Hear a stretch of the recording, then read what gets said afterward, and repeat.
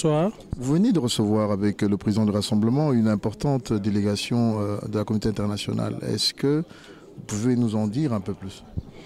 Bon, vous savez, après un conclave réussi, après avoir élaboré un document de haute fracture, la communauté internationale, à travers les ambassadeurs, avait estimé nécessaire de rencontrer le président du comité des sages de rassemblement et ensemble avec les autres membres du comité des sages pour en savoir plus.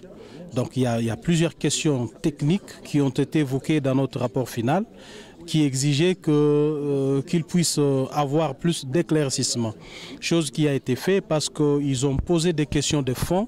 Nous avons fourni le président du Rassemblement d'une manière liminaire, détaillée, a fourni des explications et nous avons aussi accompagné par certaines questions, par certains détails importants. Je crois qu'ils ont eu des explications nécessaires par rapport à leurs préoccupations parce qu'ils sont venus juste avec beaucoup de préoccupations que de propositions à nous faire, étant donné que nous avons mis à leur disposition un document et je crois que la rencontre a été très fructueuse quant à ce. D'aucuns pensent qu'un second dialogue devrait prendre place. Est-ce que nous y allons lentement? Mais cela est une évidence. J'ai eu à les rappeler à plusieurs reprises, même lorsque le plus sceptique ne pouvait pas croire à ça. Aujourd'hui, les gens finalement comprennent que nous, on avait une longue vision parce que déjà, à voir ce qui se passe, c'est vraiment absurde de ne pas imaginer un véritable dialogue inclusif. Nous avons toujours dit que la réponse à la crise congolaise, c'est un dialogue inclusif. Aussi longtemps qu'on n'aura pas un dialogue inclusif dans ces pays, on n'aura jamais la paix et la crise n'aura pas un dénouement normal. Donc, dans tous les contacts, toutes les rencontres que nous avons avec la communauté internationale, l'idée d'un dialogue inclusif apparaît toujours et nous discutons dans ce sens.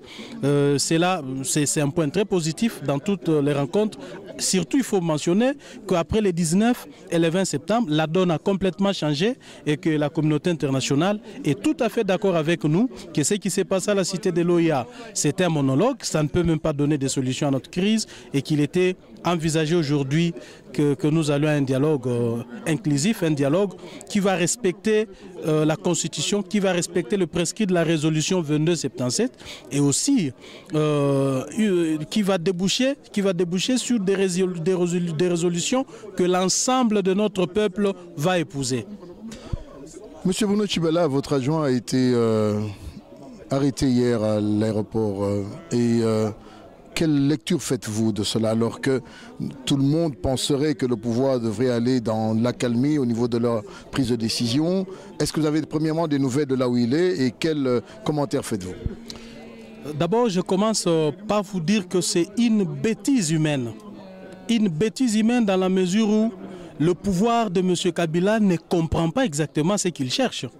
Parce que si ces pouvoirs clament haut et fort qu'ils sont dans la logique de la paix et que c'est nous du rassemblement qui voulons le chaos, c'est nous du rassemblement qui cherchons à bloquer les choses, il est clairement établi aujourd'hui que le pouvoir de Kabila est un blocage au véritable processus de paix dans notre pays. Comment voulez-vous que M. Bruno Tshibala soit arrêté alors que l'UDPS a déposé en bonne et due forme une plainte auprès du PGR? Vous savez, la réponse qui nous a été réservée, c'est un jet de ping-pong entre le procureur et l'auditeur général. Donc ils se sont rejetés la responsabilité. Donc on est là devant, on est là en face d'un déni de justice.